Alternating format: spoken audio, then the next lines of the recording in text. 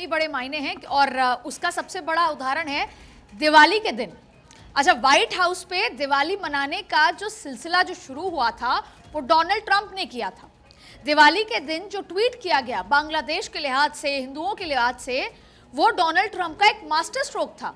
और तीसरी बड़ी बात है, आपने अभी कुछ देर पहले आयुष जो स्विंग स्टेट्स बैटल ग्राउंड गिनाए, और अगर हम कुछ देर अगर कल परसों से 3-4 दिन पहले का आंकड़े देखें जो सर्वे के लिहाज से, तो उसमें ये माना जा रहा था कि 7, अगर हम 8 से 10 तक के स्विंग स्टेट्स हैं, 7 स्विंग स्टेट जो मेजर थे उसमें केवल एक एरिजोना ही था जिसमें डोनाल्ड ट्रंप ने लीड ली थी।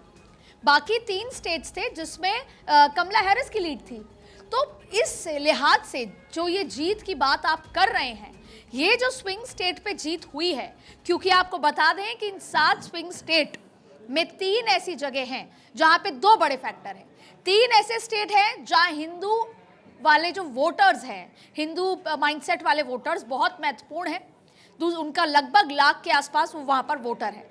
एक, अगर हम बात करें, एक ऐसा भी स्टेट है जहां पर गाजा की लड़ाई, यानी कि जो अरब अमेरिकन थे वो कमला हैरिस और उनकी पार्टी से नाराज थे गाजा की लड़ाई को लेकर, क्योंकि जब गाजा में वॉर शुरू हुई उस समय कमला हैरिस वाइस प्रेसिडेंट थी और कहीं ना कहीं उसको लेकर कमला हैरिस ने अपनी इमेज बदलने की कोशिश की थी, लेकिन शायद वो मैसेज नहीं पहुंच पाया। अब सबसे महत्वपूर्ण बात है, आपने कहा कि भारतीयों का क्या इंपॉर्टेंस है।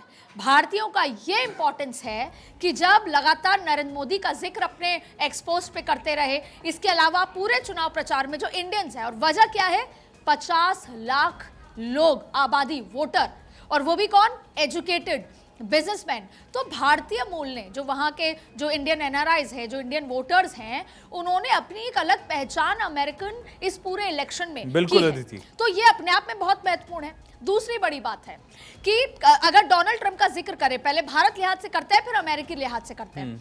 भारत के लिहाज से तो देखिए, उन्होंने साफ कर दिया कि मैं मोदी के साथ हूं और मैं अगर जीत कर आता हूं तो मोदी जिस राह पर है मैं उसके साथ हूं। आपने देखा होगा कि भारत में भी जो दक्षिणपंथी हैं उन्होंने किस तरीके से एआई के माध्यम से उनको भगवा पोशाक पहनाकर डोनाल्ड ट्रंप की कितने जिस तरीके से रील्स बन रही थी।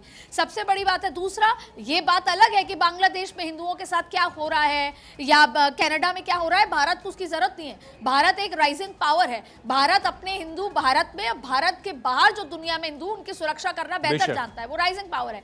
लेकिन कैसे सहारे के साथ डोनाल्ड ट्रंप ने भारत के सेंटिमेंट को यूज करा। अच्छा, सबसे बड़ी बात है, डोनाल्ड ट्रंप के पास जो सबसे जो नजर आया इस पूरे चुनाव में, जो व्हाइट मैन थे, अमेरिकन थे व्हाइट, वहां पर कहीं ना कहीं एक थॉट प्रोसेस है, जो व्हाइट है वो हावी होते हैं personality wise, thought process wise. ये एक बहुत बड़ा फैक्टर है।